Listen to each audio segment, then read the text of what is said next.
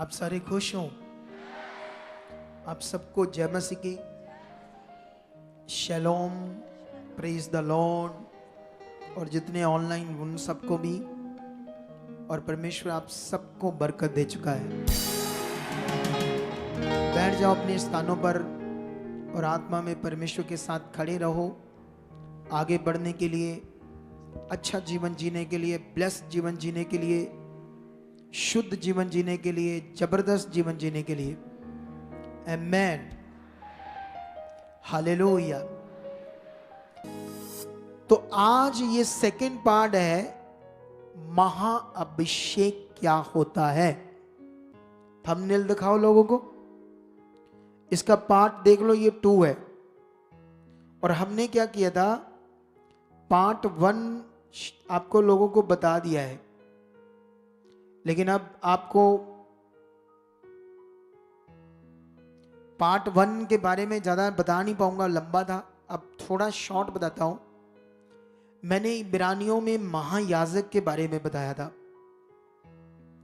महायाजक, क्योंकि वहां पर, क्योंकि अभी लोग यीशु मसीह को महायाजक करके बातें करते हैं कि वो हमारा महायाजक है। उन्हें यह नहीं पता था कि वो शब्द जो इब्रानियों की बुक है, वो यहूदियों के लिए लिखी गई। इब्रानियों मतलब यहूदियों के लिए। वो यहूदी जो यीशु मसीह को नहीं मान रहे थे, अपना उद्धारकर्ता, परमेश्वर का पुत्र वो नहीं मान रहे थे। वो कहते ये नहीं है। तो उपदेशक क्या कर रहा है, लेखक क्या कर रहा है, एक भविष्यवक्ता पवित्र आत्मा के द्वारा उनके लिए एक पत्री लिख रहा है। यहूदियों के लिए एक बुक लिख रहा है। उसे बोलते हैं पंजाबी में इब्रानियों का खत, ऐसे बोलते हैं, इब्रानियों की पत्री। तो वहां पर ऐसे लिखा था कि मनुष्यों में ही से महायाजक नियुक्त किया जाता है, ऐसे लिखा था उसमें। मतलब इंसानों में से ही महायाजक और याजक, एक याजक और एक महायाजक। याजक का काम आपको फिर से रिपीट करता हूं, मैंने जो उस दिन बताया था। ऐसे पुराने नियम में टेंट का भवन बना था। उसमें एक आंगन था पवित्र, और एक पर्दा लगा था, उसके आगे था महापवित्र स्थान। ठीक है। इधर अगले आंगन में याजक की सेवा थी, याजकों का काम था। और महायाजक एक ही होता था जो लोगों के पापों के लिए जानवरों का खून लेकर, है ना, जानवरों का ब्लड लेकर, वो पर्दे के आगे जाकर परमेश्वर के सामने उस लहू से प्रजा के लोगों के पापों का क्या करता था, प्रायश्चित करता था। उसको कहते हैं महायाजक। और कोई भी याजक पर्दे के अंदर नहीं जा सकता था, महायाजक जा सकता था। ठीक है। लेकिन उस दिन मैंने पढ़ाया था कि यीशु को किसी ने भी नहीं नियुक्त किया। बोलो, है ना। पहले तो ये समझ लो कि यीशु को कोई मनुष्य नियुक्त करेगा, पहले ये सीख लो। इंसान क्या नियुक्त कर सकता है? जब वो बपतिस्मा लेने वाला था यीशु यूहन्ना से, तो उसने कहा मुझे तुमसे लेना चाहिए। उसने कहा डोंट वरी, तुम इस रीति को पूरा कर दो। तुम दिखाने के लिए दुनिया को कि ये मेरी ओर से वचन कहा गया है बपतिस्मा, कि मैंने भी ये ले लिया है। लेकिन जब उसने बपतिस्मा लिया पानी में, वो यीशु मसीह ने, तो क्या यूहन्ना ने उसे पवित्र आत्मा दिया है? परमेश्वर ने दिया। जैसे पवित्र आत्मा आया तो वो अभिषिक्त था। किससे अभिषिक्त हो गया? वो पवित्र आत्मा से। किससे वो अभिषेक हो गया? आत्मा से। ठीक है।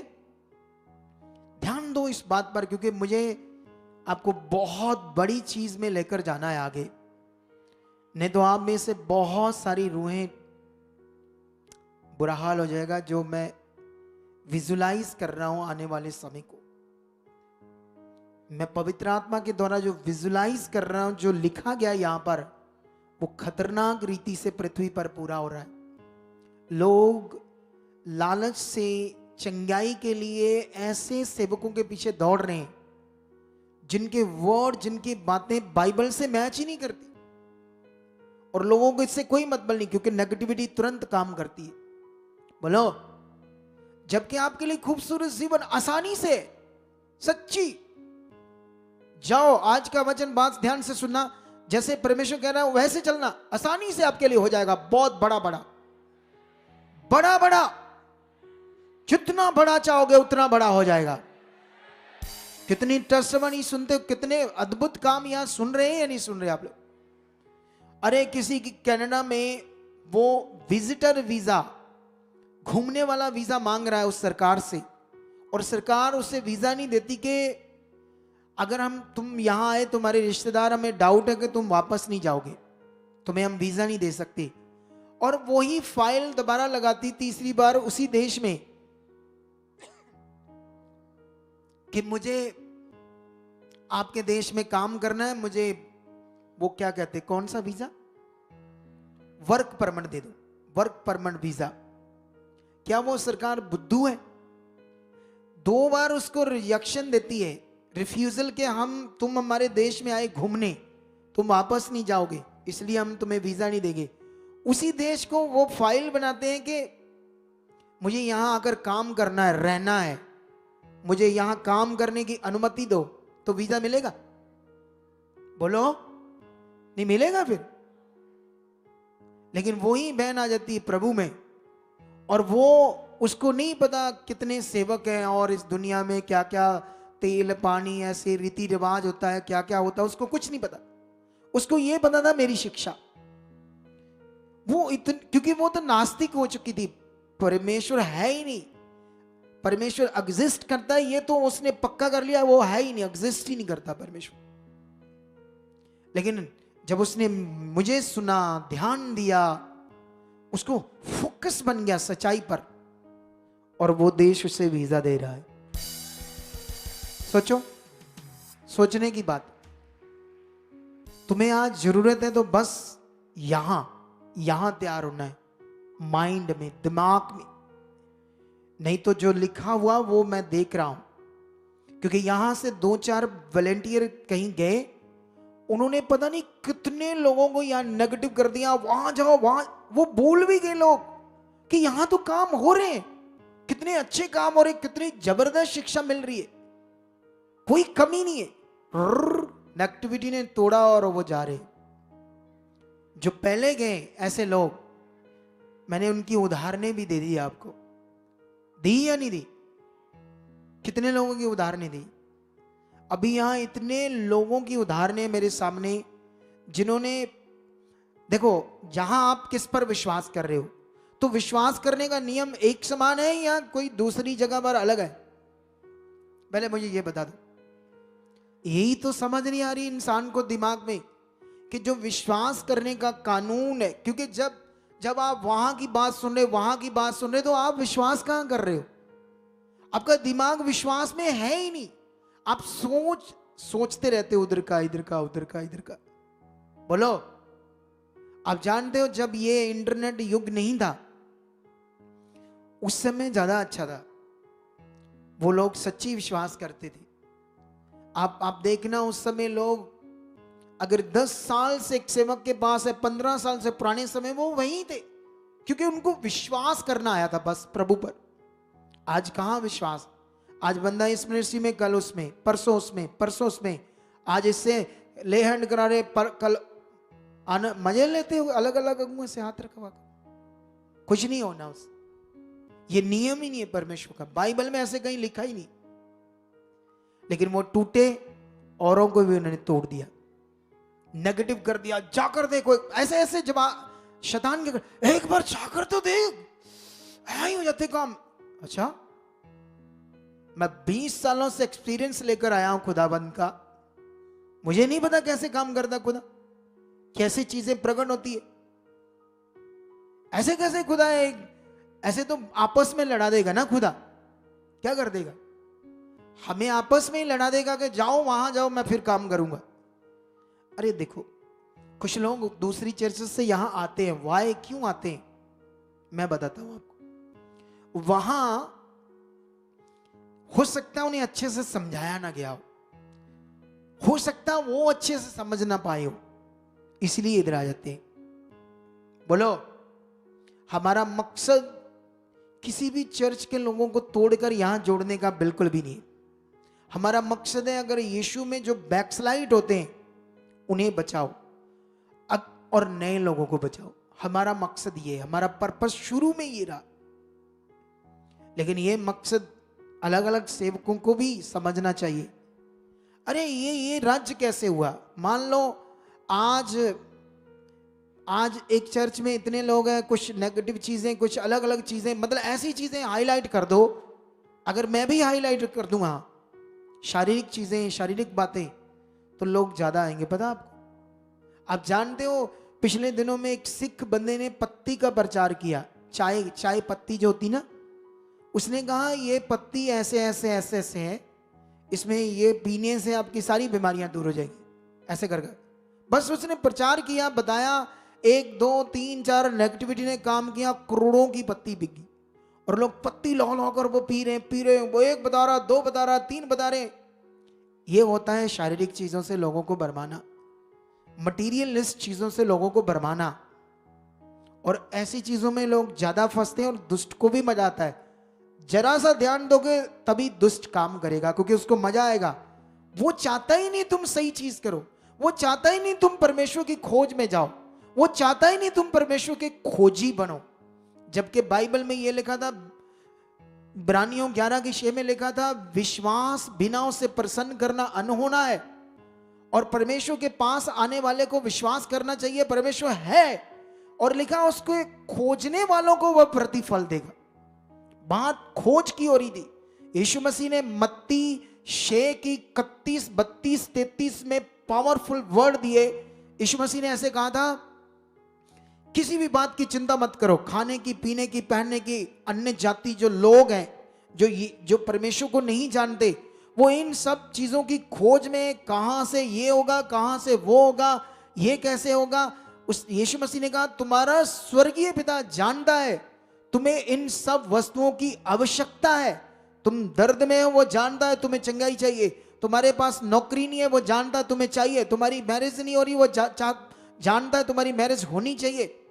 तुम्हें कारोबार चाहिए, तुम्हें जॉब चाहिए, तुम्हें चंगाई चाहिए, तुम्हें घर चाहिए, तुम्हें गाड़ी चाहिए, वो जानता है, वो जानता है। लेकिन यीशु मसीह ने कहा, तुम सबसे पहले परमेश्वर के राज्य और उसकी सच्चाई की क्या करो, खोज करो। ये सब चीजें तुम्हारे पीछे। करना तो ये था, करनी तो परमेश्वर की खोज थी, उसे समझना था, उसमें बढ़ना था। लेकिन ये छोड़कर मनुष्यों के पीछे दौड़ रहे, इंसानों के पीछे। खुश हाथ में नहीं आएगा, शर्मिंदे इधर भी नहीं आएंगे बाद में, और शैतान तूड़ी के जैसे उड़ाएगा बाद में उन्हें। जाओ देख लेना, मैं तो कितने प्रैक्टिकल तुम्हें समझा दिए। तो इस बात में अपना मन पक्का करो। अब हम वापस उसी पॉइंट पर आते हैं, फिर महायाजक के पॉइंट पर। मैं बता रहा था कि वहां इब्रानिया के लोग यीशु मसीह को कबूल नहीं कर रहे थे। यीशु मसीह ने जब आत्मा पाया तो अच्छा, यूहन्ना ने उसे पवित्र आत्मा दिया? नहीं, परमेश्वर ने। अब मुझे ये बताओ, अगर यीशु मसीह देह में था, पवित्र आत्मा नहीं लेता, तो क्या वो प्रभु नहीं था? आप बताओ मुझे, क्या वो जब छोटा था, 12 साल का, मंदिर में गया, वहां पर जो उसने बातें की, लिखा याजक लोग भी हैरान हो गए, तब उसके पास आत्मा था? अरे जब वो 12 साल का था, वो आराधनालय में गया, वहां उनके बीच में बैठकर सुन रहा था, बातें कर रहा था, और जो उसने बातें की उसे सुनकर लोग चकित हो गए। चकित वाई? अभी तो वो सेवा भी नहीं की उसने। अरे ये जो प्रोसेस है पवित्र आत्मा का, ये इसीलिए यीशु मसीह ने किया ताकि हम इंसानों को समझ आए, क्योंकि परमेश्वर सारी बातें खुद करता है हमें समझाने के लिए। वो प्रभु था, अगर वो इंसान है तो फिर उसको महायाजक बनाओ। अगर वो परमेश्वर है, प्रभु है, उद्धार करता है, तो फिर आप उसे छोटा मान रहे हो, आप महायाजक उसे मान रहे हो। महायाजक का काम बहुत नॉर्मल था। बोलो, उसको महायाजक इसलिए कहा गया था क्योंकि उसने महायाजक वाला काम वो किया जो महायाजक कर तो रहा था, लेकिन कभी भी वो महायाजक उनको पापों से मुक्ति नहीं दिला सकता था। वो सिर्फ हर साल उनके पापों को याद करता था परमेश्वर के सामने कि ये किए हैं, परमेश्वर ने भी क्षमा कर, मुझे भी क्षमा कर। उसके लिए ब्लड ब्लड ब्लड ऐसी रीति थी पुराने नियम में। शुरू में वचन में लिखा पापों की क्षमा लहू के द्वारा थी। तो यीशु मसीह ने खुद ऐसे, उसको एग्जाम्पल में बताया गया कि वो महायाजक के रूप में खुद कुर्बान हो गया। वो बकरों का या बैलों के लहू से नहीं, अपने लहू से परमेश्वर के सामने निर्दोष मेमना बनकर चढ़ गया, और एक ही बार उसने हमारे पापों को हमेशा के लिए क्या कर दिया, क्षमा कर दिया, और हमें माफ करके हमें उद्धार का रास्ता दे दिया। इसलिए उसको महायाजक का एग्जाम्पल दिया गया। लेकिन अगर कोई उसको महायाजक शब्द यूज करके आपको समझा रहा है तो उसको क्लैरिटी नहीं है। महायाजक शब्द छोटा है, बड़ा शब्द है, वो प्रभु है, वो उद्धार करता है। बोलो, वो माइटी लॉर्ड, ऐसे क्यों बोलते माइटी लॉर्ड? वो महा सामर्थी लॉर्ड है, लॉर्ड। तुम उसे छोटा मत करो। क्या मत करो? वहां यहूदी लोगों को सिर्फ समझाया गया है, समझाया गया है कि क्या यीशु मसीह ने किया था, क्योंकि वो लोग वो मनुष्यों में से एक महायाजक को पकड़ रहे थे। लेकिन वो लोग कहां मान रहे थे ना। लेकिन अभी मैं आपको 2-3 वचन पढ़ाऊंगा फटाफट से। अगर आप लिख कर रखना चाहते हैं तो लिख लेना, लेकिन आपको क्या करना है, आपको सिर्फ समझना है। कभी कभी आप लोग क्या करते हैं, लिखने में चक्कर में, निकालने में बुक है ना, दिमाग सामने नहीं रख पाते। सामने रखो दिमाग को सुनने में। हालेलुया। आपको क्या करना है, आपको सिर्फ समझना है। YouTube में ये मीटिंग पड़ी रहेगी, वहां से बैठकर आराम से आप लोग दोबारा क्या कर सकते हो, आप लोग दोबारा इसे सुन सकते हो, समझ सकते हो ना। देखो ये क्या लिखा, मैं आपको समझाता हूं। ये वचन लेव व्यवस्था में इसकी चैप्टर 6 का 22 क्या लिखा है। लिखा, हारून के पुत्रों में से जो भी उस याजक पद पर अभिषिक्त होगा वह भी उसी प्रकार चढ़ावा चढ़ाया करेगा, और ये विधि सदा के लिए कि यहोवा के सम्मुख वह संपूर्ण चढ़ावा जलाया जाए। आमेन।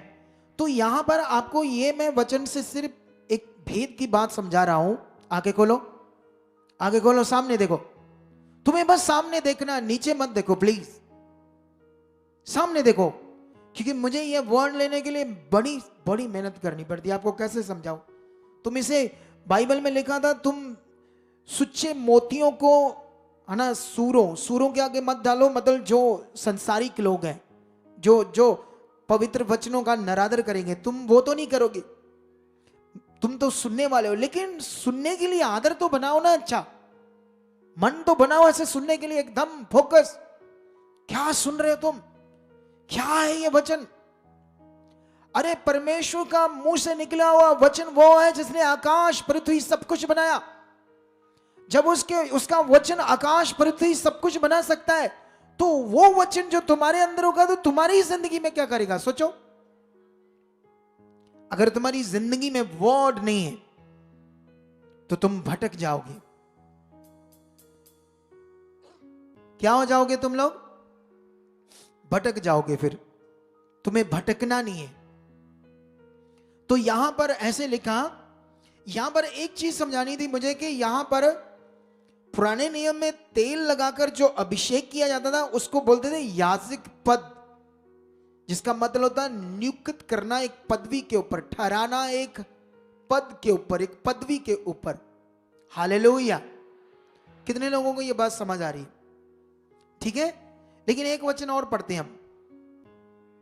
ये मिलेगा आपको 8 का 10, 11, 12। ठीक है, आपके पास लिखे हुए वचन भी आ रहे हैं सामने। तब मूसा ने अभिषेक का तेल लेकर निवास और जो कुछ उसमें था उन सबको भी अभिषेक करके उन्हें पवित्र किया, और उस तेल में से कुछ उसने वेदी पर 7 बार छिड़का, और कुल समान समेत वेदी का और पाए समेत हौदी का अभिषेक करके उन्हें पवित्र किया। आगे, और उसने अभिषेक के तेल में से कुछ हारून के सिर पर डालकर उसका अभिषेक करके उसे पवित्र किया। तो आपने ये पढ़ लिया ना 12 तक वचन। ठीक है, अब आप लोगों को क्या करना है? ठीक है, अभी यहां पर मुझे जो अभिषेक करना का विषय है इसको थोड़ा सा आपको समझाना है। क्यों समझाना है? चलो इसको पहले समझाते हैं हम स्ट्रॉन्ग बाइबल से। ठीक है, तो स्ट्रॉन्ग बाइबल से पहले हम 40 का 15 पढ़ेंगे स्ट्रॉन्ग बाइबल से। यहां पर भी जब 40 से पढ़ोगे तो यहां भी मूसा हारून और उसके पुत्रों को अभिषेक करने की बात कर रहे हैं। सुनो तो देखो अभी, तो यहां पर जो अभिषेक शब्द है, मैं आप लोगों के दिमाग में क्यों बार बार इसको समझाने की कोशिश कर रहा हूं आपको, क्योंकि अगर नहीं समझे, क्योंकि मैं जानता हूं बहुत सारे लोग तो यहां बेचारे बस एक आशा से आए कब होगा हमारा काम, कब होगा। अरे तुम परमेश्वर के पास आए, तुम अनपढ़ भी हो ना, अनपढ़ भी तुम एक बड़े सेवक बन सकते हो, बड़े सेवक। सच्ची, अनपढ़ भी, तुम्हें ऊड़ा एड़ा भी नहीं आता, क्योंकि पवित्र आत्मा का दान और परमेश्वर पर विश्वास और प्रैक्टिकल करना, ये इतना बड़ा विषय है, इतना बड़ा विषय है ये, तुम लोग सोच भी नहीं सकते। मुझे बताना पड़ेगा जल्दी जल्दी। सुनो तो देखो, हमारे पास एक सिस्टर है, वो अनपढ़ है, वो बीमारी से मरने वाली थी, गांव की थी, बिल्कुल अनपढ़, उसका पति ड्राइवर, और वो भी 25 साल से 50 गज जगह 2 मरले गांव में, जबकि गांव में सस्ता होता है सब कुछ, जमीन घर सब कुछ। हाँ रुक जाओ, 2 मरले जगह, टूटा सा एक कमरा, कच्चा, बुरा हाल, 25 साल निकाल दिए। पति नशे करता था, माड़ी मोटी गांव में दिहाड़ी लगाई, मम्मी ने लगाई, उसने लगाई, बहन ने थोड़ा बहुत आया, हाड़ी सोनी कर लिया, चलो गुजारा चल रहा है, खुश जीवन नहीं, बीमारियां, हालात। जब वो यीशु में आई, उसको परमेश्वर ने जीवन दिया, चंगाई दी, उसने बात को समझना शुरू किया। अनपढ़ थी, आज 250 बंदे की संगति करती है, और 250 बंदे, और हमारी मिनिस्ट्री में जुड़ी है। सोचो, और तुम कहते हो मैंने समझ नहीं आई। अरे ध्यान दो, थोड़ा सा भी दोगे ना ध्यान परमेश्वर की बात पर, तो तुम्हें समझ आ जाएगी। थोड़ा सा भी, परमेश्वर इतना पावरफुल है, तुम्हें परमेश्वर की जो ताकत है, जो वो माइटी पावर, महासामर्थी है, वो उसे समझना होगा आपको। तो यहां पर ये निकालो, ये देखो, यहां पर जो शब्द है, ये 40 का 15 एक्सोडस, इंग्लिश में बोलते हैं निर्गमन, पंजाबी में कूच। ये शब्द है पहले 48 86, इसको बोलते हैं अनाउंट शब्द, एंड दाउ शॉल्ट अनाउंट देम। ये अनाउंट शब्द को हम देखेंगे 48 86 में। जूम करो थोड़ा सा आगे, थोड़ा सा जूम करो, मैं सबको नजर आए। हाँ, ये शब्द है माशिक, जिसको पुराने नियम में इंग्लिश ट्रांसलेटर ने ऐसे लिखा,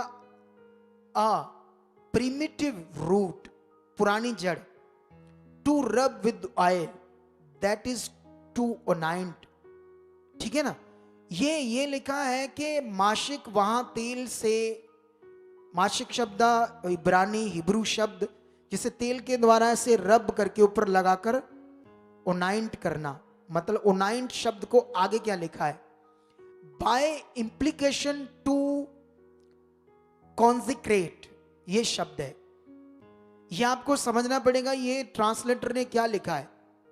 उसने ये लिखा है, इंप्लीकेशन का मतलब होता है उस चीज से कनेक्शन करना या पर्पस या कनेक्शन करना उस चीज से, मतलब ऑयल से, टू कॉन्जिक्रेट, मतलब जिसका मतलब है, कॉन्जिक्रेट का मतलब है पवित्र ठहराना, उस चीज को ठहराना। हालेलुया। आपको समझ आ रहा है या नहीं आ रहा? तो यहां पर ये ट्रांसलेटर है वो सही बात कर रहा है कि परमेश्वर ने उन्हें किसी चीज के द्वारा कुछ ऐसा कहा कि तुम ये करो और ये जो है ऐसे पवित्र ठहर चुके हो। ठीक है, ऐसे कहा, क्योंकि पुराने नियम में अंधकार का समा था, पवित्र आत्मा का दान अवेलेबल नहीं था और अभी अनुग्रह नहीं हुआ था, परमेश्वर के अनुग्रह के काम को परमेश्वर ने पूरा नहीं किया था, तो इसलिए रीति रिवाज, मटीरियलिस्ट चीजों की रीतियां, ये चीजें बताई। ठीक है, लेकिन अभी दूसरा भी पढ़ते हैं। यहां पर तो बात हो रही है ओनाइंट, मतलब एक चीज से इंप्लीकेशन, कनेक्ट, ऐसे उससे जोड़कर, है ना, आपको क्या कर दिया, पवित्र, कॉन्जिक्रेट मतलब पवित्र ठहरा दिया। लेकिन अभी आपको समझना होगा कि जो ये लिखा गया है ये सचमुच वैसा है या नहीं। एक और पढ़ते हैं, ये वो उसका 8 का भी 12, ये लव व्यवस्था 8 का 12 है। इसमें लिखा, इसमें भी ये शब्द है, यहां पर लिखा एंड ही, ये आगे पढ़ो, जो आगे वाला 19 शब्द 48-88, इसको करो क्लिक। क्या है ये शब्द? ये शब्द है मीश खा। झूम करो थोड़ा सा, झूम करो इसको थोड़ा सा। हाँ, ये मीश का शब्द है, उसको माशे कहा गया था ओनाइंट को, और ओनाइंटिंग को कहा गया मीश का। अगर इसके डेफिनेशन में जाए तो लिखा अंक्शन। अंक्शन का मतलब क्या होता है? अंक्शन शब्द का मतलब होता है एक रस्म, एक रीति। हालेलुया। तो यहां पर वो रीति, फिर उसको क्या लिखा गया है? Unction the act by implication a consecratory. थोड़ा सा चेंज हो गया शब्द, पहले वहां कॉन्जिक्रेट था, क्रेटर ऐसे करके शब्द था, यहां कॉन्जिक्रेटरी। इसका मतलब क्या है कि परमेश्वर ने तेल के द्वारा उस चीज को ऐसे पवित्र ठहराया, ऐसे ठहराया। ठीक है, समझ आ गया? ये है बात। लेकिन अब हमें यह समझना पड़ेगा, क्या वहां पर जब आपने पढ़ा 8 की 10 में लय व्यवस्था, ये देखो, तो यहां पर वेदी, मटेरियल, पत्थर, दूसरी चीजों को भी तेल लगाकर कहा गया है। ये भी अब क्या है? पवित्र। उन चीजों को भी कहा गया है, वेदी को भी, है ना, वेदी के पांवों को भी, है ना, पत्थर को भी अगर वो तेल लगा दिया तो उसको भी क्या कहा? यह पवित्र ठहर चुका, ऐसे ठहरा दिया।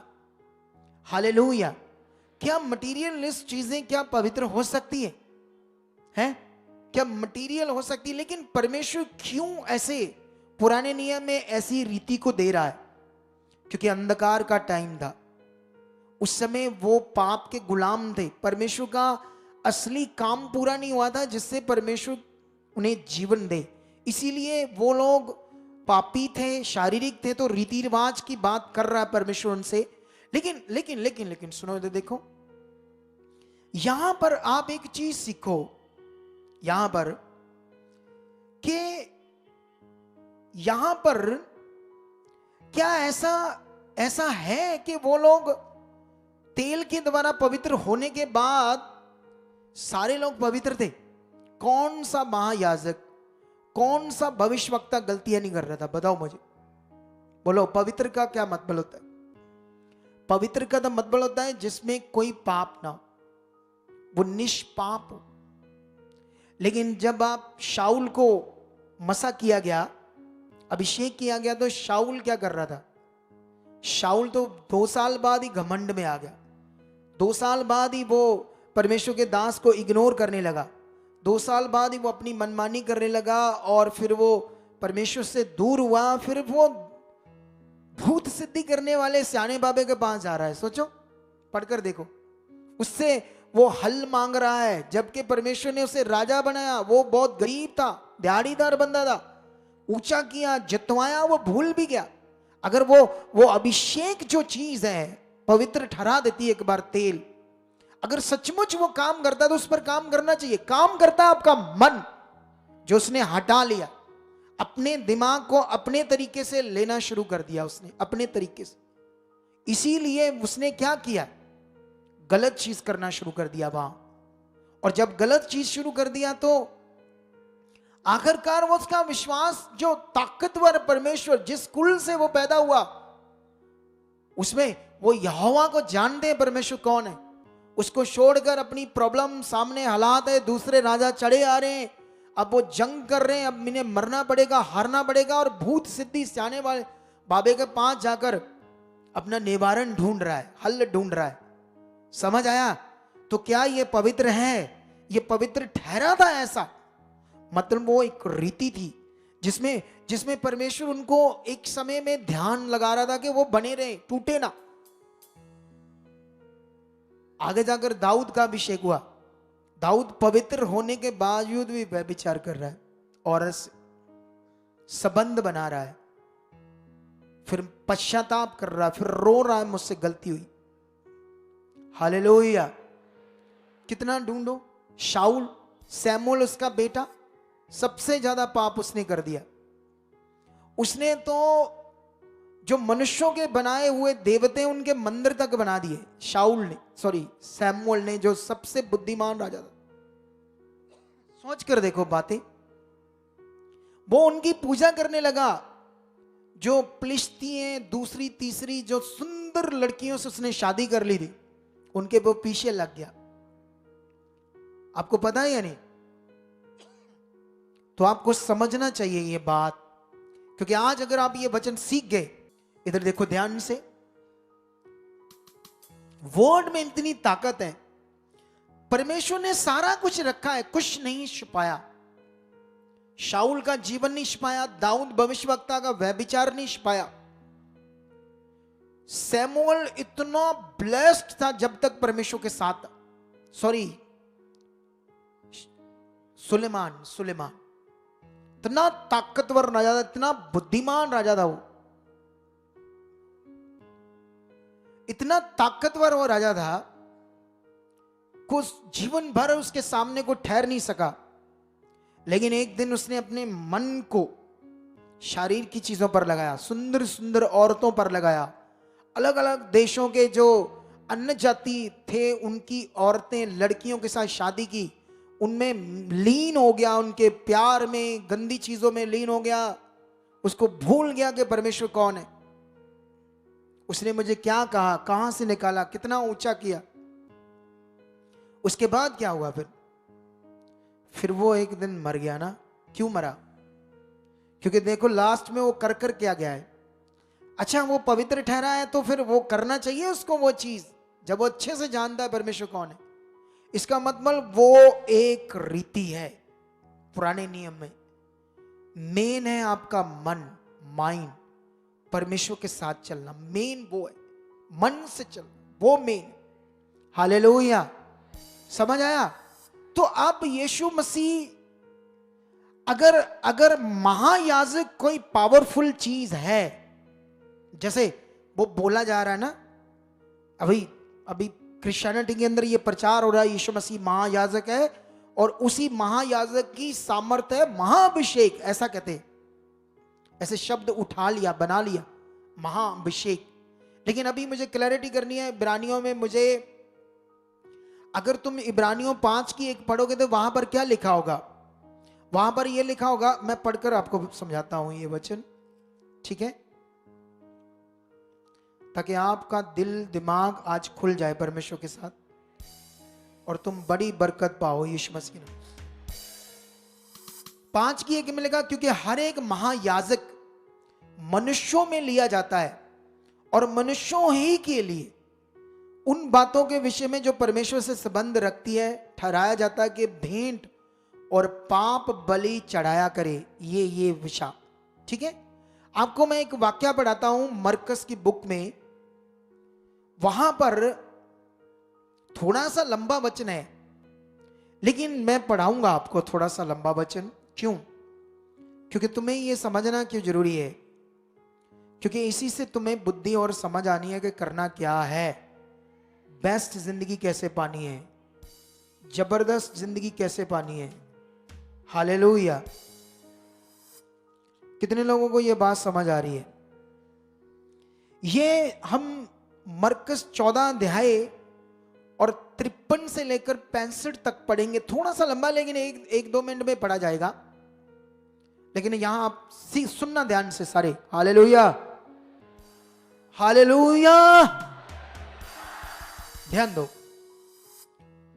फिर वह यीशु को, जब यीशु पकड़ा गया, महायाजक के पास ले गए। उस समय जो यहूदियों में महायाजक था, एक बड़ी पोस्ट। यीशु को पकड़कर कहां ले गए? महायाजक के पास ले गए और सब प्रधान याजक, उससे छोटे याजक और पुरनिये और शास्त्री उसके यहां इकट्ठे हो गए। पतरस दूर ही से दूर उसके पीछे महायाजक के आंगन के भीतर तक गया और प्यादों के साथ बैठकर आग तापने लगा। प्रधान याजक और सारी महासभा यीशु को मार डालने के लिए उसके विरोध में गवाही की खोज में थे, पर ना मिली, क्योंकि बहुत से उसके विरोध में झूठी गवाही दे रहे थे, पर उनकी गवाही एक सी नहीं थी। तब कुछ लोगों ने उठकर उसके विरुद्ध में ये झूठी गवाही दी, हमने इसे ये कहते सुना है कि मैं इस हाथ के बनाए हुए मंदिर को ढा दूंगा और 3 दिन में मैं दूसरा बनाऊंगा जो हाथ से ना बना हो। इस पर भी उनकी गवाही एक सी ना निकली। तब महायाजक ने बीच में खड़े होकर यीशु से पूछा, तू कोई उत्तर नहीं देता? ये लोग तेरे विरोध में क्या गवाही देते हैं? परंतु वह मौन साधे रहा यीशु, और कुछ उत्तर ना दिया। महायाजक ने उससे फिर पूछा, क्या तू परम धन का पुत्र मसीह है? परम धन परमेश्वर का पुत्र मसीह है? यीशु ने कहा, मैं हूं, और तुम मनुष्य के पुत्र को सर्वशक्तिमान की दाहिनी ओर बैठे और आकाश के बादलों के साथ आते देखोगे। तब महायाजक ने अपने वस्त्र फाड़कर कहा, अब हमें गवाहों का और क्या प्रयोजन है? तुमने ये निंदा सुनी, तुम्हारी क्या राय है? अब महायाजक सजा देने के लिए यीशु को तैयार हो गया है। ये पवित्र कैसे हो सकता है? आप सोचो, सोचो। अरे याजक, महायाजक जो ठहराए गए यहोवा की रीति के अनुसार, अगर ये उस समय इन्हें समझ नहीं आ रही यीशु कौन है, और यीशु के सामने उन्होंने षड्यंत्र रचा झूठी गवाहियों का, यीशु ने जो उनके सामने काम किए, उन्हें कोई, उनके पास उत्तर नहीं था कि कैसे इसको फंसाएं, क्या करें। जो यीशु कर रहा था, जो ज्ञान दे रहा था, विवश हो गया महायाजक और याजक, पुरनिये, शास्त्री। क्या करें इसका? क्या वो पवित्र थे? क्या वो आत्मा से भरे थे? इसलिए वहां पुराने नियम में ऐसा शब्द कहा गया चीजों के लिए, ताकि वो लोग परमेश्वर की बात को माने, बने रहे, इधर उधर ना जाए, ताकि मैं सही समय इनको जीवन दूं, उद्धार करूं। देख लो, और आगे पढ़ोगे तो उन लोगों ने थप्पड़ मारे, गालियां दी यीशु मसीह को। तुम कहते पवित्र हो, वो तेल से पवित्र हो गए। तुम लोगों को ये पकड़ना पड़ेगा, सीखना पड़ेगा। अच्छा, ये तो मैंने क्लैरिटी दे दी कि ये मटेरियल से, जो तेल से पुराने नियम की रीति थी, वो एक समय के लिए थी। जब यीशु मसीह आए तो वो रीति बिल्कुल भी नहीं चाहिए थी। लेकिन उन लोगों ने यीशु मसीह को माना ही नहीं अपना उद्धार करता कि वो मसीह है। यीशु मसीह का किसी ने अभिषेक नहीं किया, वो खुद खुदा है, अपना काम वो खुद कर रहा है। तुम से एक नॉर्मल मनुष्यों की एक रीति जिसमें परमेश्वर का ही काम था, लेकिन उसके बराबर कर दो महायाजक कह के, तो ये यीशु मसीह के लिए बहुत छोटी उसके शान के खिलाफ बात है। वो एक एग्जाम्पल है, एक उदाहरण है जो भी क्रिश्चियनिटी को समझ नहीं आ रही, परमेश्वर के लोगों को समझ नहीं आ रही। लेकिन अभी इब्रानियों से एक बड़ी बात बोलकर लोगों को गुमराह किया जा रहा है। इसको मैं क्लैरिटी दूंगा। सब कुछ परमेश्वर ने अपने वचन में दिया है।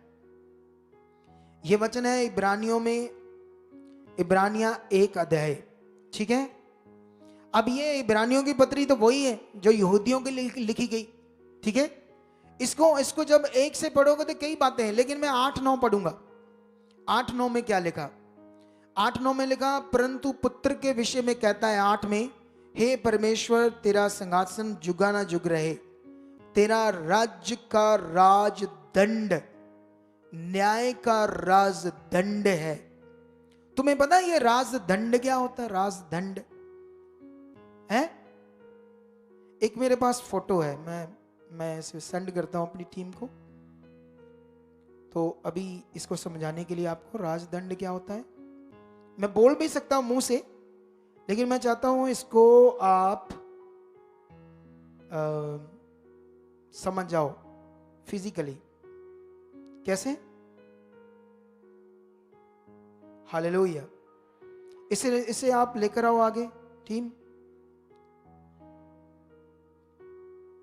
इसको मुझे थोड़ा सा, हाँ,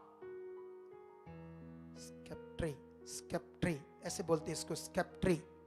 लेकर आओ इसको जल्दी से। ये देखो, ये राजे के हाथ में होता है डंडा, इसको बोलते हैं राजदंड। क्या बोलते हैं इसको? इसको इंग्लिश में बोलते हैं स्केप्ट्री, ऐसे बोलते हैं इंग्लिश में। सुनो तो देखो ध्यान से, क्योंकि यीशु मसीह को राजे की पदवी दी गई ऐसे वाक्य अलंकार में। वो तो खुद परमेश्वर खुदा है, उसको क्या देना है, लेकिन ये समझने का बात है। आगे क्या लिखा है? तूने धर्म से प्रेम और अधर्म से बैर रखा, इस कारण परमेश्वर ने तेरे साथियों से बढ़कर हर्ष रूपी तेल से तेरा अभिषेक किया है। इस वचन को कि यीशु का भी तेल से अभिषेक हुआ था, ऐसा करके लोगों को सिखाया जाता है। लेकिन लोगों को यह पता नहीं, लोगों को मतबल नहीं है परमेश्वर की खोज का। लोगों को मतबल है काम होना चाहिए, किसी से भी करवा दो। और मुझे पता है ऐसे होना ही नहीं। बोलो, मुझे पता है ऐसे होना ही नहीं है। कैसे होना है?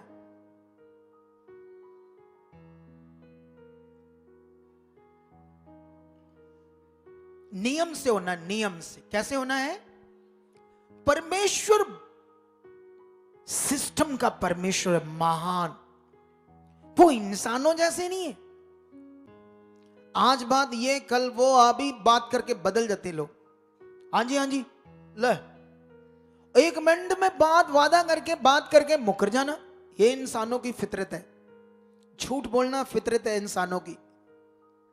परमेश्वर का दास मेरे जैसा आपसे कुछ पूछे, 1 मिनट में मुकर जाओगे, ये है फितरत इंसानों की। क्या परमेश्वर ऐसा है? उसके लिए सारे इंसान एक बराबर हैं या अलग अलग? अगर उसके लिए एक बराबर नहीं, वो एक दृष्टि से नहीं देखता, तो वो फिर परमेश्वर ही नहीं। ये बात याद रख लो। तुम्हें ये पकड़ना होगा, तुम्हें समझना होगा परमेश्वर की ताकत को, उसकी अखंडता को। तो यहां पर परमेश्वर हर्ष रूपी तेल से तेरा अभिषेक किया था। अरे तुम्हें ये एक वचन सामने लाओ, अगला भजन संहिता 45 का 6 और 7 अगर तुमने लिखा है, ये देखो क्या लिखा। ये दाऊद ने भी पहले से आत्मा से लिख दिया यीशु के बारे में। हे परमेश्वर तेरा सिंहासन सदा स्वर्दा बने रहेगा, तेरा राजदंड न्याय का है। तूने धर्म से प्रीति और दुष्ट सा बैर रखा, इस कारण परमेश्वर ने तुझको तेरे साथियों से अधिक हर्ष के तेल से अभिषेक किया। ये भजन संहिता में है।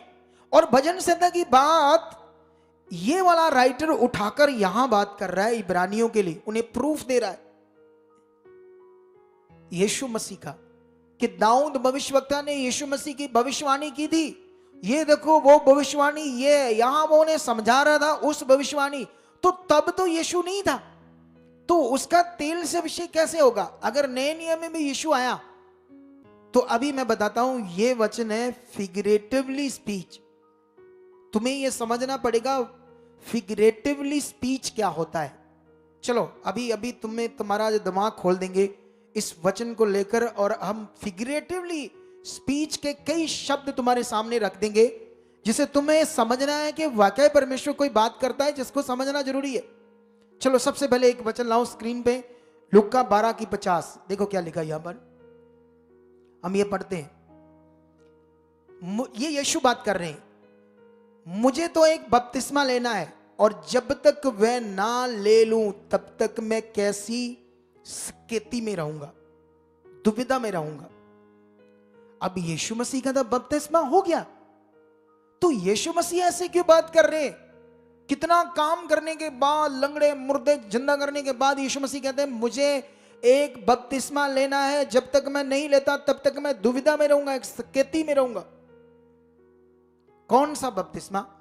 जब यीशु ने ले लिया तो और दूसरा कौन सा बपतिस्मा है? अरे ये भी कोई बना लेगा अपने से आने वाले दिनों में, देखना इसकी भी टीचिंग बनाकर कोई नया बपतिस्मा खड़ा कर देगा, गुमराह करने के लिए लोगों को। आगे चलते हैं, एक और वचन पढ़ो, मरकस 10:38। क्या लिखा स्क्रीन पर लाओ। यीशु ने उनसे कहा तुम नहीं जानते क्या मांगते हो, जो कटोरा मैं पीने पर हूं क्या पी सकते हो, और जो बपतिस्मा मैं लेने पर हूं क्या ले सकते हो? तो ये कौन सा बपतिस्मा है? अगर तुम्हारी नजर में बपतिस्मा वो है जो पानी में लेते हैं, तो यीशु ने तो ले लिया, अब कौन सा बपतिस्मा है? तो यीशु मसीह किस चीज को ये एक फिगरेटिवली स्पीच में बात कर रहा है? ये क्रूस पर चढ़ने की बात कर रहा है, क्रूस पर मरने को वो बपतिस्मा बोल रहा है। हालेलुया। समझ आ रहा है या नहीं आ रहा? अब इसको यहां तो बपतिस्मा लिखा है, तो बपतिस्मा तो पानी की चीज होती है, वो ले लिया, तो इसको कैसे मैच करोगे? तो फिर ये जो ऑयल की बात है इसको कहां मैच करोगे? चलो 2 वचन और पढ़ाता हूं फिर आपको समझाता हूं। लूका 13:34 निकालो, क्या लिखा? हां जल्दी से, लूका 13:34। अब देखो यीशु मसीह क्या बात कर रहे हैं। हे यरूशलेम, हे यरूशलेम, तू जो भविष्यवक्ताओं को मार डालता है और जो तेरे पास भेजे गए उन्हें पथराव करता है, कितनी बार मैंने ये चाहा। चलो इतना ही बहुत है। यीशु मसीह कहता है हे यरूशलेम, हे यरूशलेम, तूने मेरे भविष्यवक्तों को मार डाला है और उन पर क्या किया है? पथराव किया है। यह किस महायाजक का नाम है? किन यहूदियों का नाम है यरूशलेम? तुम्हें पता है? किस इंसान का नाम है ये यरूशलेम? आप लोगों को पता कुछ? ये तो शहर का नाम है। तो ये शहर कैसे मारेगा अभी भविष्यवक्ताओं को, या पत्थर कैसे मारेगा? ऐसे कोई यीशु मसीह बात कर रहा है, इसे बोलते हैं फिगरेटिवली स्पीच। अरे बाइबल में इतनी ज्यादा फिगरेटिवली स्पीच है जिनके आंसर भी ढूंढने कठिन है। इन्हीं से तुम लोगों को शैतान ऐसे हुए खड़े करके भरमा देगा और परमेश्वर से दूर कर देगा। लेकिन तुम एक ऐसी मिनिस्ट्री में अगर बने रहे तो शैतान उतर भी आए, यहां सीधा खड़ा जाए। जो मैंने सिखाया अगर वो तुम्हारे अंदर है, उसकी ऐसी की तैसी कि तुम्हारा एक बाल भी बांका कर पाए, ऐसी की तैसी उस शैतान की। अगर तुम्हारे अंदर ये वर्ड है जो खुदा मेरे ऊपर प्रकट कर रहा है। एक और वचन पढ़ते हैं हम, लूका 14:27, इसको पढ़ते हैं हम। पढ़ो, निकालो ये क्या वचन है। यीशु कहता है जो कोई अपना क्रूस ना उठाए और मेरे पीछे ना आए वह भी मेरा चेला नहीं हो सकता। इधर ध्यान दो। अभी मुझे ये बता दो, क्रूस किसको कहते हैं? क्रूस वो जैसे ये चीज, ठीक है। लेकिन आज तक क्रूस किस किस ने उठाया है? कितने पास्टर्स ने उठाकर रोज चलते? कितने विश्वासी रोज क्रूस अपना उठाकर संगति में आते? ऐसी कोई रीति है? तो ऐसे को यीशु मसीह ने कहा कि जो अपना क्रूस उठाकर मेरे पीछे नहीं आएगा वो मेरा चेला नहीं है। किस चीज को कहा यीशु मसीह ने क्रूस? अब इसको कनेक्शन कहां कर देंगे लोग? इसी को तो कहते हैं फिगरेटिवली स्पीच। हालेलुया। कितना पढ़ाऊं मैं तुम्हें, कितना पढ़ाऊं ऐसे वचन जो फिगरेटिवली स्पीच है। सुनो तो ध्यान दो। तो यहां पर यीशु मसीह जो क्रूस की बात कर रहे हैं, ये एक आत्मिक मौत है, आत्मिक मरना, आत्मिक मौत। वो हर एक को आनी है। लेकिन यीशु मसीह का कहना था कि वो तो आनी है पर उसको डरना नहीं, वो मौत से डरना नहीं। लेकिन जो मैंने कहा वो तुम्हें करना है। मेरे पीछे आने का मतलब है जो बातें मैंने सिखाई है उन्हें पूरा करते बढ़ना है। फिर तुम्हें मरना है, क्या होना है, किसी चीज का डर नहीं। ये क्रॉस का मतलब यीशु मसीह समझा रहे हैं। ये एक पावरफुल फिगरेटिवली स्पीच है जिसको आम पास्टर कुछ भी बनाकर आपको दिमाग में डाल सकते हैं। हालेलुया। अब मैं तुम्हें बताता हूं हर्ष रूपी तेल के बारे में। एक्चुअली हर्ष रूपी तेल इसलिए शब्द यूज किया था तेल को, क्योंकि वो लोग तेल को मानते थे, यहूदी लोग। इसलिए वाक्य अलंकार में जैसे यहां अलग अलग जगह पर तेल यूज कर लिया, वहां हर्ष रूपी का मतलब होता है ग्लैडनेस, बहुत ऐसे खुशी, किसी को बहुत खुश, ऐसे खुश होकर उस चीज के लिए नियुक्त कर देना, उस चीज का पूरा दामोदार दे देना, पूरा सब कुछ उसके हाथ में कर देना।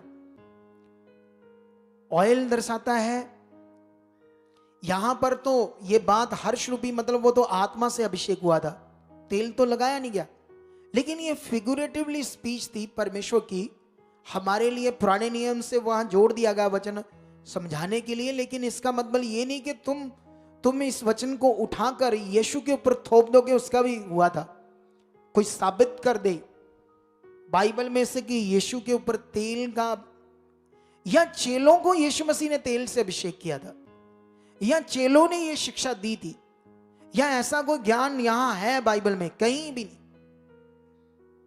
हालेलुया। जानते हो पुराने नियम से लेकर नवे नियम तक आने का विषय बड़ा पावरफुल है, समझने वाला है। लेकिन आज बेस्ट लाइफ, अच्छी लाइफ, तुम जानते हो, तुम में से एक हिंदुओं का एक बहुत बड़ा ऐसे प्रचारक है दूसरी बातों का, जो संसारिक बातों, लेकिन वो भी पॉजिटिव, बुरा नहीं वो सिखाता, अच्छा सिखाता है। उसका नाम है जे कार्तिक।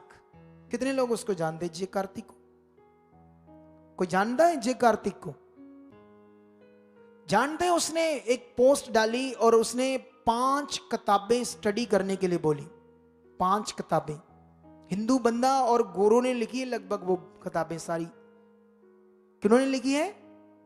वो खुद पढ़ी और पता नहीं कितने लोगों को वो कहता है, एडवाइस दे रहा है, इन्हें पढ़ो, इन किताबों को पढ़ो। अगर बेस्ट लाइफ जीना चाहते हो, जबरदस्त लाइफ जीना चाहते हो, चलो हम एक एक करके उन किताबों को सामने लाएंगे आपकी नॉलेज के लिए। मुझे 2 मिनट में आपको ये चीज थोड़ी सी समझानी है ताकि आपको ये समझ आए। ये सबसे पहले ये एक बुक है,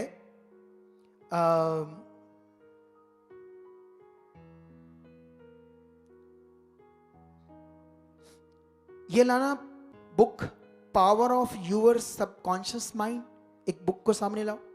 ये एक किताब है, ये करोड़ों करोड़ों पब्लिश मतलब छप कर बिक चुकी है, करोड़ों, 1 2 10 लाख नहीं, करोड़ों।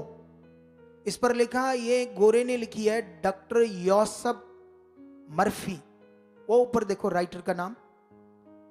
तो इस किताब को लिखने के लिए उसने जानते क्या किया? उसने कुछ बातें साइंस से ली, साइंस को पढ़कर उसने आदमी के ब्रेन की नॉलेज ली कि आदमी का ब्रेन क्या चीज होता है। उसके बाद उसने कुछ, क्योंकि वो क्रिश्चियन था, उसने कुछ बाइबल की आत्मिक बातों को लिया और लेकर इस बुक को लिख दिया। और जानते इसमें उसने क्या क्या बताया? अब मैंने सारी तो नहीं पढ़ी, थोड़ा सा समझाया आपको समझाने के लिए। इसमें उसने समझाया कि हमारा जो माइंड है वो, उसमें वो फिर से किताब को सामने लाओ, क्या कह रहा है वो? Power of your subconscious mind. इतनी पावर है आपके माइंड में जिसे तुम बेस्ट उत्तम जीवन जी सकते हो। लेकिन इसको शारीरिक लोग पढ़ रहे हैं, समझ रहे हैं जीने के सिद्धांत, और तुम आत्मिक हो, तुम खुदा के पास हो और तुम्हें समझ नहीं आ रही। और इसमें यह बताया गया कि हमारा माइंड क्या करता है, इससे क्या हो सकता है। इससे यह बताया गया था कि तुम्हें कैसे जीना है माइंड से। ये बातें मैं तुम्हें एक संगति में इसके बारे में और बताऊंगा, लेकिन आज थोड़ा शॉर्ट, क्योंकि हमारे पास टाइम नहीं है। अगली बुक में जाएंगे, अगली बुक हम फिर देखेंगे। हाँ, इसको गुड्स वाइफ्स और गुड लाइफ, ये वाली बुक लाओ सामने। इसको भी वैक्स किंग शायद ऐसे राइटर है, मे बी, मुझे याद नहीं पक्का। इसमें जानते हो क्या बताया? इसमें यह बताया गया है कि वाइब्स मतलब आपके जो वाइब्रेशंस होती है, वाइब्रेशंस पॉजिटिव एंड नेगेटिव्स होती है या नहीं? अब बोलते ना, लोग बोलते ना वेव्स, बोलते हैं या नहीं बोलते? वाइब्स बोलते हैं ऐसे करके, पॉजिटिव एंड नेगेटिव्स। तो इस बुक में ये किस चीज के लिए बुक? हमारे ब्रेन के लिए। किसके लिए? जिसमें आप लोग ये सीखो कि हमारे मतलब ये, इसको शारीरिक लोग पढ़कर अपने आप को बेटर कर लेते हैं, सही कर लेते हैं, संसारिक लोग।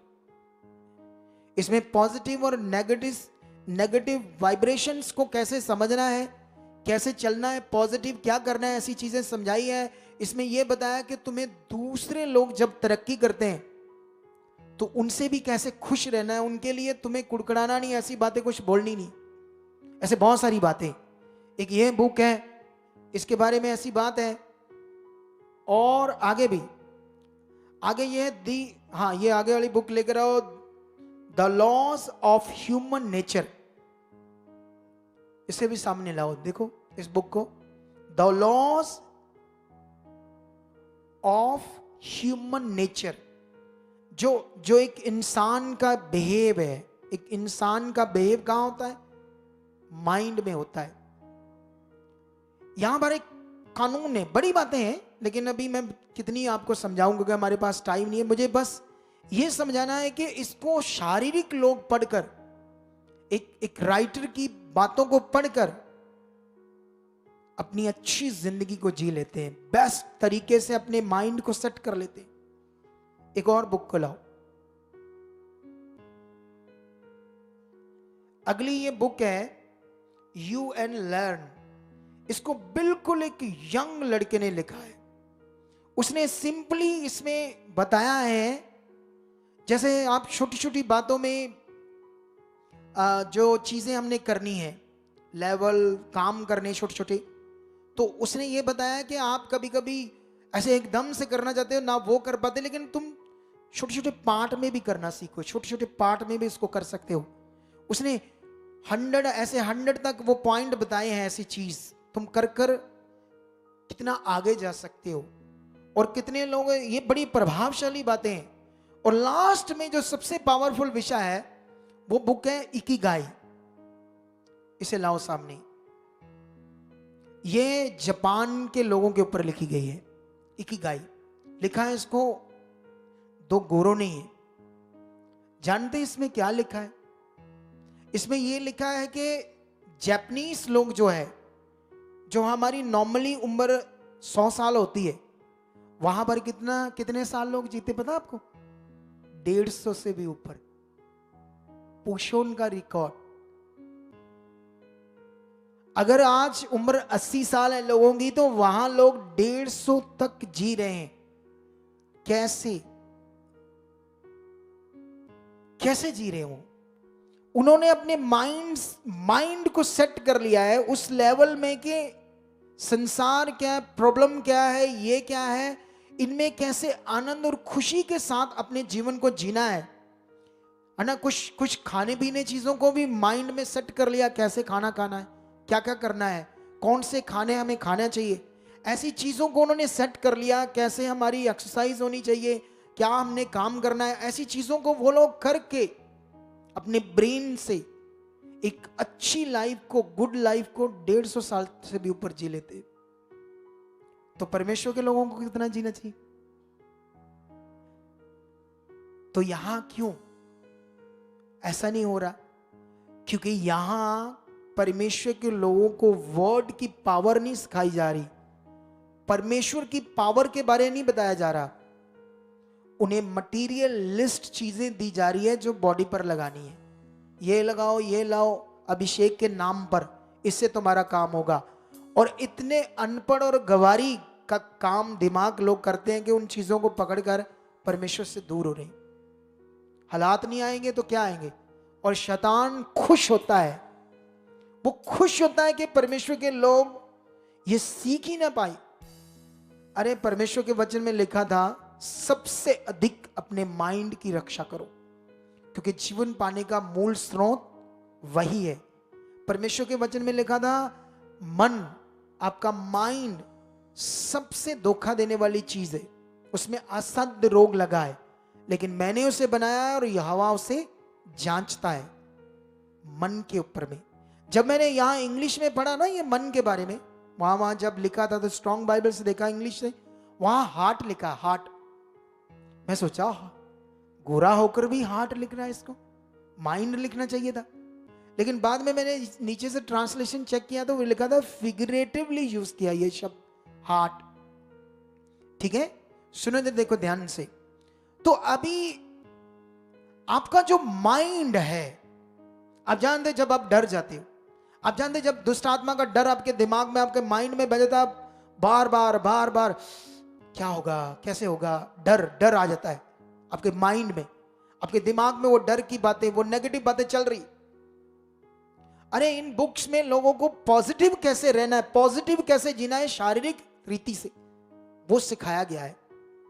लेकिन पॉजिटिविटी तो ऑलरेडी परमेश्वर की चीज है ना, चाहे वो शारीरिक रीति से भी समझाई गई हो, फिर भी उनके जीवन में काम होता है और वो लंबा जी लेते हैं। तो जो परमेश्वर के लोग, और सबसे पावरफुल वर्ड जो यहां काम करता है, जिसमें यीशु परमेश्वर ने कितना हमें ये बताया कैसे होगा ये सारा कुछ, तुम्हें ये पकड़ना है या नहीं पकड़ना है।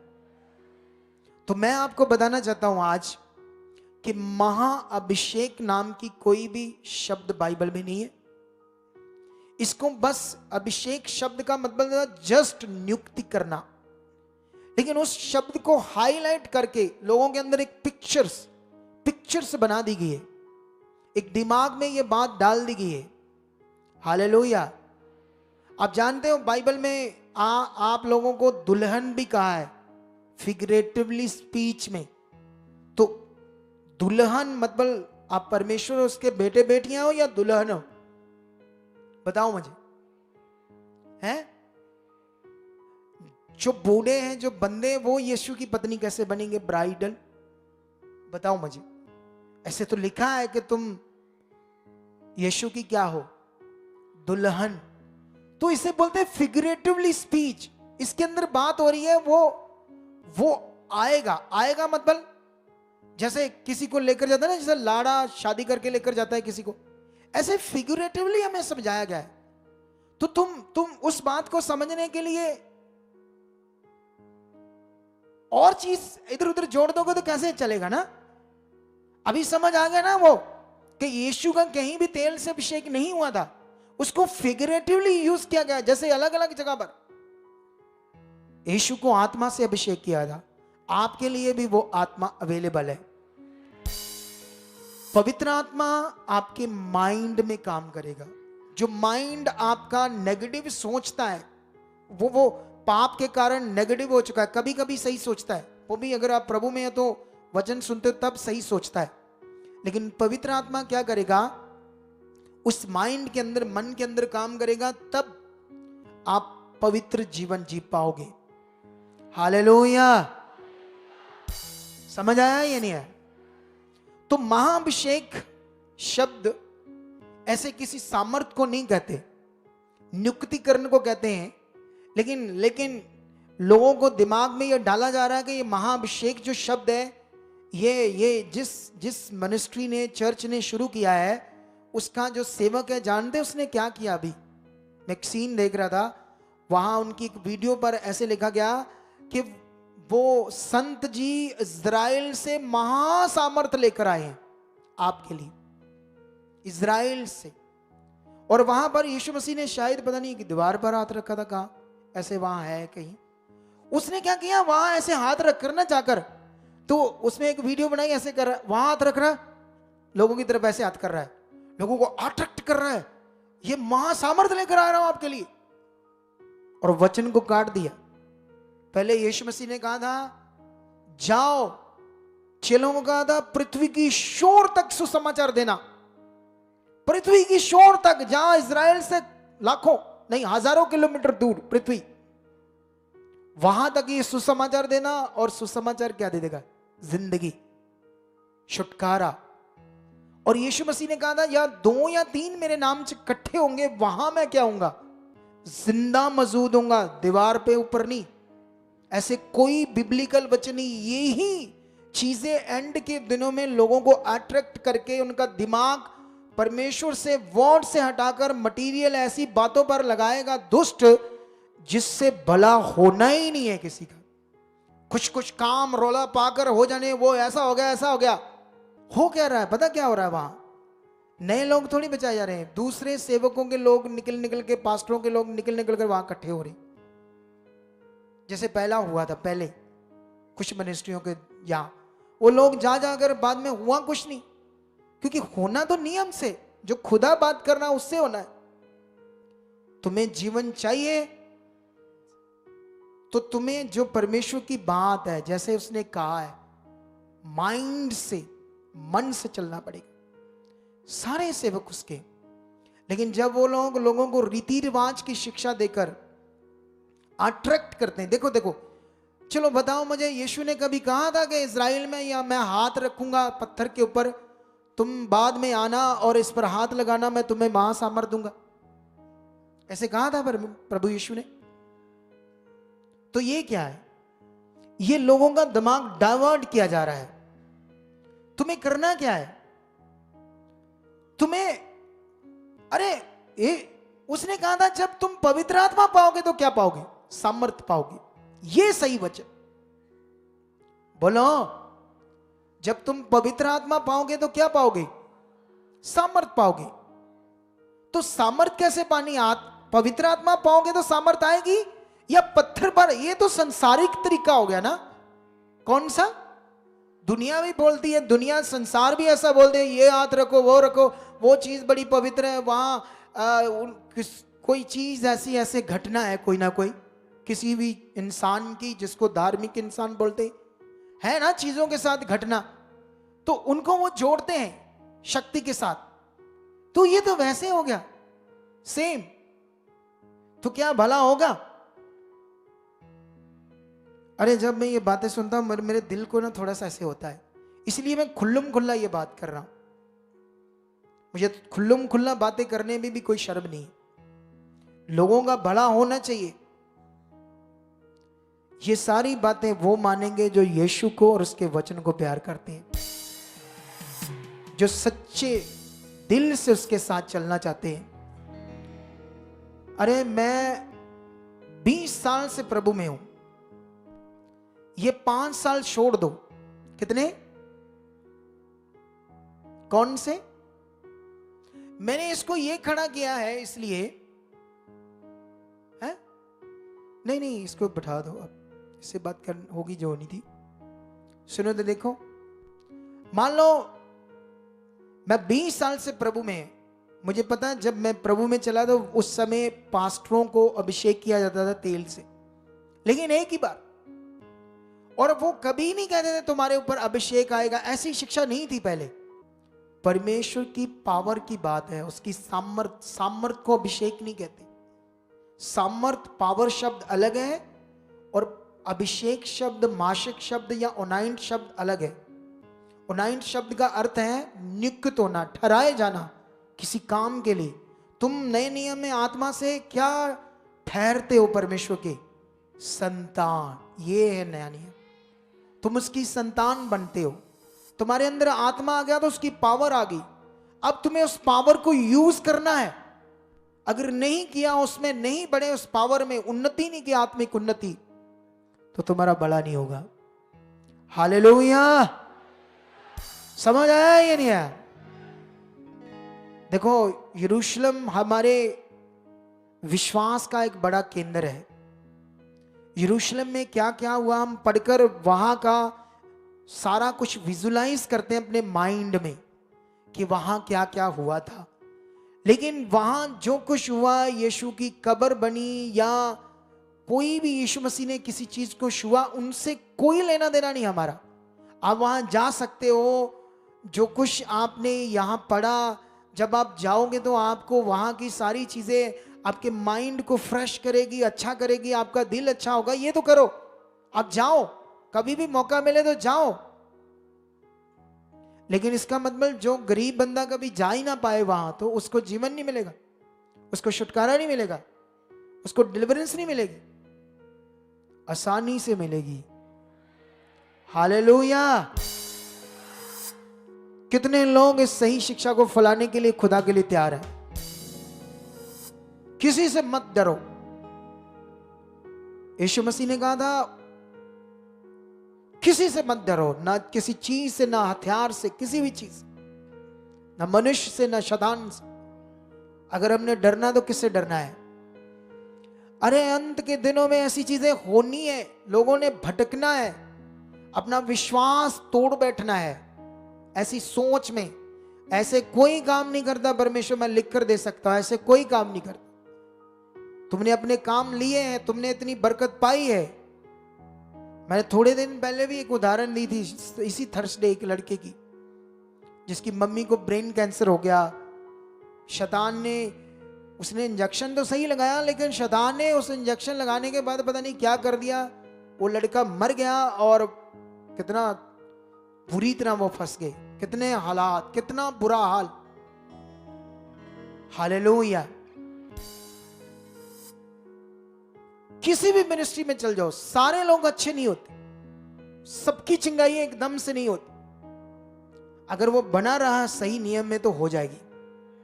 बड़ी से बड़ी मिनिस्ट्री, किसी भी मिनिस्ट्री को ले लो, हमारी ले लो, कोई भी ले लो, जो सेवक अच्छे से लोगों को सिखा रहे, समझा रहे, प्रैक्टिकल करवा रहे, वहां तो लोगों का भला होगा। लेकिन जो लोग मटेरियल इस चीजों से जोड़कर हीलिंग कराएंगे, हो जाएंगे, एकदम से भी हो सकती है वहां, लेकिन अगले समय में गड़बड़ भी होगी। लेकिन हर मिनिस्ट्री को एक ही काम करना है जो आज तुम लोगों ने सीखा है। तुम्हें अपने विश्वास में बढ़ना है, अपने माइंड को, क्योंकि ये जो माइंड है इसके द्वारा जीवन है। इस मन की बात हो रही है, न्याय भी इसी मन का होगा। हमारा जो मन है, इसी में हमारा प्राण है, सोल, इसी में आपका न्याय भी परमेश्वर ने करना है। यहीं से तुम सोचते हो, यहीं से तुम पाप करते हो, यहीं से तुम ब्लेस्ड जीवन जीते हो। इसी को वर्ड सारा जब आपके दिमाग में चलेगा क्या क्या वचन है, तो तुम ब्लेस्ड जिंदगी जियोगे। इस वचन को कितनी बार सुनना है आज? बोलो, कितनी बार सुनना है?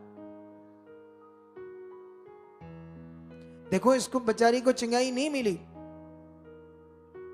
ऐसे हजारों को भी नहीं मिलेगी, लाखों को भी नहीं मिलेगी। लेकिन मैं बस ये कहना चाहता हूं, यहां अगर भी हो सकता है किसी को चिंगाई ना मिले। किसको? जो बात नहीं समझ रहा परमेश्वर की, जिसे परमेश्वर के साथ चलना नहीं आ रहा। लेकिन जिसको चलना आ गया, बोलो क्या आ गया? जिसको चलना आया उसको बेस्ट जिंदगी मिलेगी। हालेलुया। पॉजिटिव सही परमेश्वर के साथ संबंध, ये होगी आपकी बेस्ट जिंदगी। हालेलुया। मेरा विश्वास है कि अभी तुम लोगों ने जो सीख लिया इसे पकड़ चुके हो। कितने लोगों के जो इधर उधर मन भटक रहे थे, आज आपने परमेश्वर की ओर कर लिए?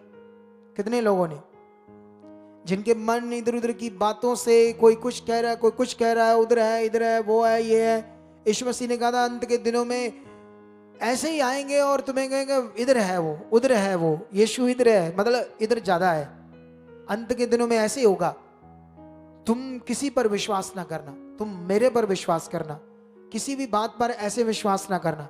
अच्छा मुझे ये बताओ, ये वचन क्यों दिया गया, ये वर्ड क्यों दिया गया, ये बाइबल क्यों दिया गया? इसीलिए ताकि तुम्हें कोई गुमराह ना कर पाए। इसकी बातें तोड़ मरोड़ कर अगर किसी ने बता दी तो तुमने जल्दी मान ली तो तुम्हारा नुकसान है। तुम्हें किसी की तोड़ मरोड़ की बातों पर विश्वास नहीं करना चाहिए। समझ आई ये? अरे अभिषेक शब्द का अर्थ है नियुक्तिकरण, ठहराए जाना। जब तुम ठहर चुके हो, अब तुम परमेश्वर के बन चुके, अब तुम्हें अगला विषय पूरा करना है जिससे बेस्ट होना है। तुमने वो किया ही नहीं मन से, तो कैसे बेस्ट हो जाएगा? बात तो ये है ना। तो फिर वो चीज मांगने की जरूरत नहीं है ना अभिषेक, वो तो हो गया। जब तुमने यीशु को ग्रहण कर लिया, विश्वास कर लिया, तो तुम्हारा अभिषेक हो गया है। देखो अगर कोई पास्टर किसी को मतलब ऐसे जिसको बोल दे, किसी दूसरे को पास्टर बनाते, जब उसका अभिषेक करते हैं, एक्चुअली वो तेल लगाकर करते हैं, जबकि जरूरत नहीं है। लेकिन हाथ रखकर एक जो परमेश्वर का अभिषिक्त दास है, जो उसकी ओर से नियुक्त है, जो आत्मा से भरा है, जब वो हाथ रखकर प्रे करता है ना उसकी सेवकाई के लिए, ये आगे बढ़े, तो परमेश्वर उस प्रार्थना से उसको बदल देता है, उसको ब्लेस कर देता है। क्या कर देता है? और वो सेवा कर सकता है। हाथ रखकर प्रार्थना का मतलब ये है कि अब परमेश्वर के सामने ये हमने किया है, नियुक्तिकरण पास्टर के लिए। पहले बलीवर था, अब क्या बन गया वो? पास्टर। तो ये होता है प्रार्थना। जब आप बाइबल में पढ़ोगे तो यहां पर भी हाथ रखकर ऐसे प्रार्थनाएं हुई, उन्हें सेवा के लिए सौंपा गया। लेकिन ऐसे मटीरियलिस्ट चीजों से नहीं, ये ज्यादा रीति बन रही है। लेकिन परमेश्वर ने आपको जो सिखाया ये बिल्कुल बिब्लिकल है, इसको कोई चैलेंज नहीं कर सकता। कर सकता है इसको कोई चैलेंज? नहीं कर सकता इसको कोई, क्योंकि ये वर्ड है परमेश्वर। हालेलुया। और मेरा विश्वास है इन बातों से तुम बिल्कुल, आज वो लोग जिनके मन भटक रहे थे वो सीख गए। आपके लिए बेस्ट लाइफ, अच्छी लाइफ खुदावंद ने रखी है। तुम बड़ी गवाहियों से आओगे, बड़ी गवाहियों से बड़े काम, बड़े काम, बड़े काम, बड़े काम देखोगे।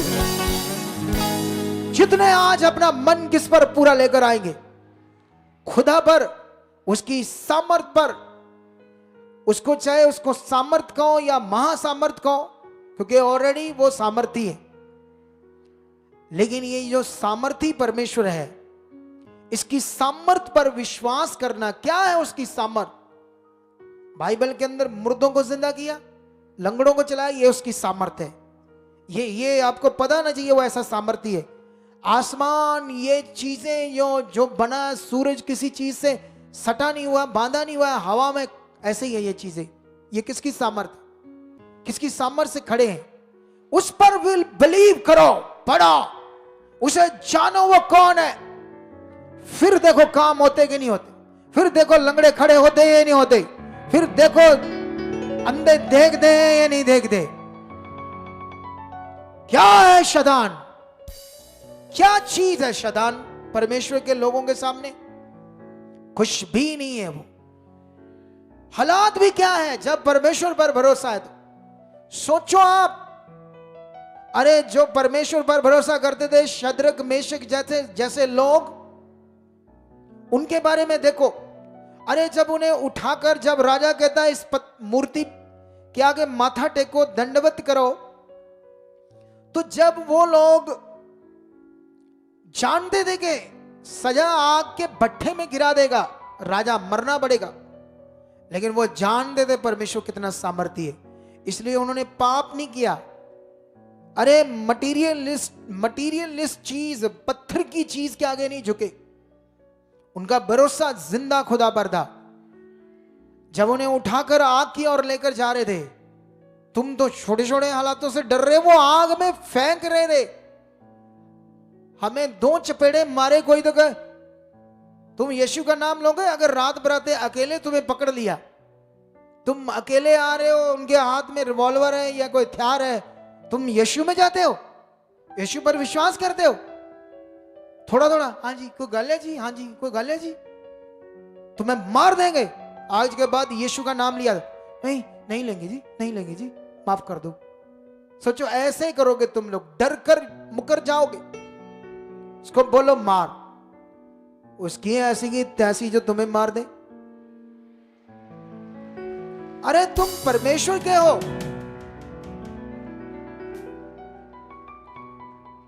यीशु ने इसीलिए कहा था उनसे मत डरो जो तुम्हारा शरीर घात करेंगे, उससे डरो जो तुम्हारा शरीर और आत्मा दोनों नरक में नष्ट करेगा, वो परमेश्वर है।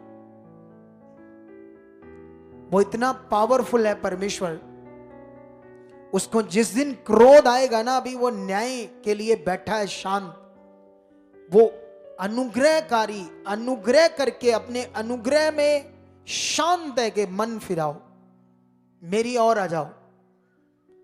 बाइबल में लगा जिस दिन न्याय के दिन उसका क्रोध किसी को नहीं वो बख्शेगा। जो लोग बात नहीं मानते परमेश्वर, जो उसको ठट्ठों में उड़ा रहे हैं, जो यीशु में चलकर भी धार्मिक जीवन का बस पहरावा ही है, दिखावे का, अंदर से धार्मिक नहीं है, अपने काम के लिए, चिंगाई के लिए एक मिनट में मनुष्यों पर विश्वास कर रहे हो।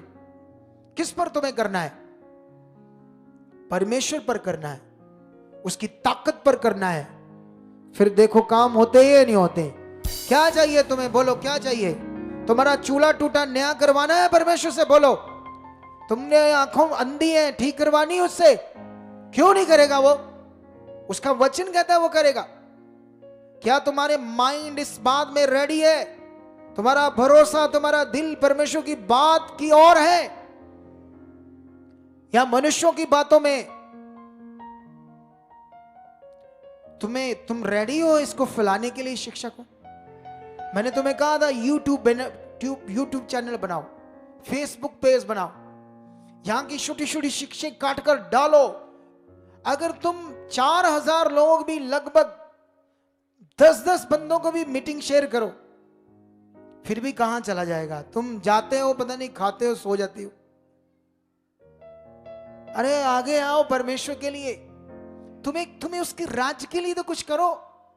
मैं प्रभु में जाता था, मैं एक सेवक थोड़ी था जब मैं विश्वासी था।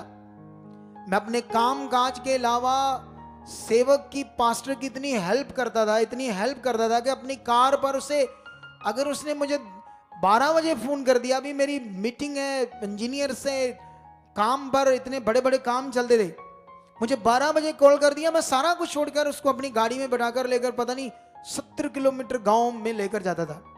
चलो पास्टर जी, मुझे इतना दिल था कि ये सेवक है, मुझे आदर था। आज यहां से कॉल जाए, लो जी साढ़े को टाइम नहीं गो, लो जी सानू इंज, लो जी सानू इंज। कहां है धार्मिक जीवन? कहां तुम्हारे अंदर पहला दर्जा परमेश्वर का? तो इसीलिए तुम कहीं ना कहीं चीजों में फंसे हो। यहां कितना काम है खुदाबंद का, तुम जल्दी आओ। अरे आओ तो सही परमेश्वर के लिए। कितना काम लेना, कितनी बरकत चाहिए, कितनी ब्लेस जिंदगी जीना चाहते हैं? बोलो कितनी बरकत चाहिए, उतनी ले लो। उसके लिए कुछ भी नहीं करना। अरे तुम 12-1 बजे कुछ लोग आ रहे हो, बैठ रहे हो, क्या क्या है ये? क्या है तुम्हारे अंदर परमेश्वर के लिए? क्रेडिट, दिल, मन, ध्यान, आज ये जरूरत है। और जब तक तुम ये ज्ञान नहीं पकड़ोगे, जब तक तुम आत्मा के द्वारा नहीं चलोगे, तब तक ये हो नहीं सकता। आज से प्रैक्टिकल करो, मुझ में आत्मा है, मुझ में आत्मा है, धन्यवाद परमेश्वर मुझ में आत्मा है, धन्यवाद परमेश्वर मुझ में आत्मा है। कोई अगुआ किसी को जीवन नहीं दे सकता, याद रखो। वो अगर उस अगुए पर बड़ा विश्वास करके कोई गया है तो वो उसके विश्वास के कारण चंगाई तो हो जाएगी, लेकिन अगले समय में उसे चलना पड़ेगा अच्छे से परमेश्वर के साथ, नहीं तो फिर वो हालातों में जाएगा। मेन है ये, मेन है ये चलना। अब कोई बड़ा अगुआ, बड़ा नाम है, लोग जाएंगे दौड़कर, हीलिंग भी हो जाएगी, लेकिन याद रखना अगर वो चले नहीं, चलना मैंने सिखा दिया सही वचन, ये सही वर्ड जो तुम यहां पकड़ रहे हो, ये तुम्हारी जिंदगी को रोशन कर देगा, रोशन। जितनी क्या कौन सी गवाहियों की कमी है यहां? बताओ मुझे, बताओ यहां किस चीज की कमी है? टेस्टिमनी नहीं बनती, बच्चे नहीं होते 18-18 साल बाद, कैंसर नहीं जाती लोगों की, रिसौलियां नहीं बाहर आती, पथरियां नहीं गैब होती, वीजे नहीं लगते, जॉब नहीं मिलती, रोग नहीं ठीक होते, दुष्ट आत्मा से क्या नहीं होता यहां? बताओ मुझे, बताओ क्या नहीं होता यहां? सब कुछ तो होता है। तो जब सब कुछ हो रहा है, परमेश्वर एक है, तो फिर पूरे उसके बनो, इधर उधर क्यों मन करते हो? फिर